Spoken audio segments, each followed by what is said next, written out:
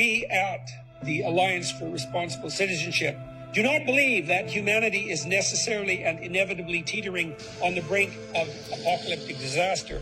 We do not believe that we are beings primarily motivated by lust for power and the desire to dominate. We do not regard ourselves or our fellow citizens in relationship to the pristine and pure natural world. If you look out into the world at the moment, there are a series of narratives out there, these stories that we're telling ourselves that are actually determining a lot of our global behavior. If you've got children, you're exposed to some of this in a really visceral way, and you see your children coming home fearful about the future. There's this sort of cataclysmic belief that the future is dangerous, and somehow we are to blame. There is an epidemic mental health crisis worldwide, in great part due to the breakdown of the social fabric and confusion over values, where economic prosperity, work, and materialism is prioritized over family. And so the despair that we see around us, right, the breakdown of all these social connections is related to a vision of the human being which sees the person as just a consumer. Promoting that, reducing humans to consumers, or criticizing it and criticizing humans for being parasites on the world. But what is a better story?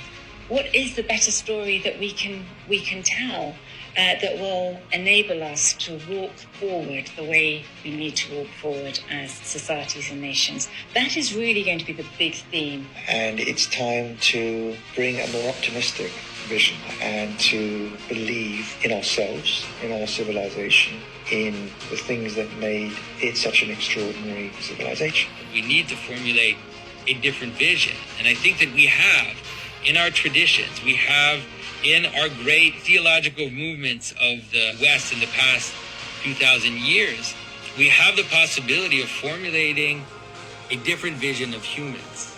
Humans that exist in love with each other, that are submitted to the transcendent good, and that can work together towards a better future. The rejection of our traditional beliefs have not produced viable alternative narratives, only deconstructionist theories. We must reinvigorate our sense of citizenship. We must encourage one another to serve, to step up, to lead with courage wherever leadership is needed. The ARC network that I am a part of will seek to address these goals and more. If we get this right, if we can give people confidence again in our identity as people and communities and nations, then we'll start to reverse some of the more negative trends that have accompanied the more positive ones. So hopefully it can have a very long-lasting impact.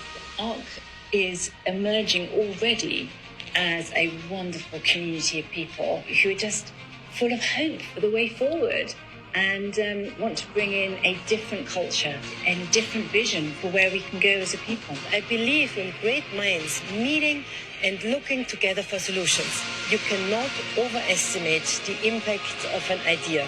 There is a greater narrative that we can all chime in on for the things that we all want together, which is human flourishing, human prosperity, human well-being, all moored to hope. We posit that men and women of faith and decisiveness, made in the image of God, can arrange their affairs with care and attention so that abundance and opportunity could be available for all.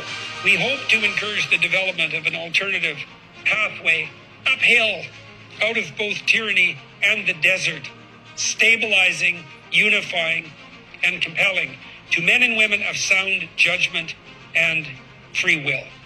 Welcome aboard the Ark. Now, you guys know I've been predicting this for quite some time. This is the beginning of the Great Divide. They put this out today because it is exactly 1 month from now that they will meet in Greenwich, England. And I've been given a message for me today, and that is to only take on clients that are willing to be a part of that Great Divide. We are going to divide. We are going to, half of us will stay in a consumerism, capitalistic life, and the other half of us will move on, in which all of us are rich and all of us are not lacking, and all of us are housed and all of us have the proper education and medication, etc. that we want, that is in alignment with our Mother Earth and with our environment as a community, as a collective, one soul. So many of you are way high up spiritually, and you know who you are, and I'm going to continue to put out work that will help you discover that, who you are. And if you want to, there's three types of people like you, and I'm going to put that in the next video so that you know which one that you are. Neither one is either good, bad, right, or wrong. It's choice.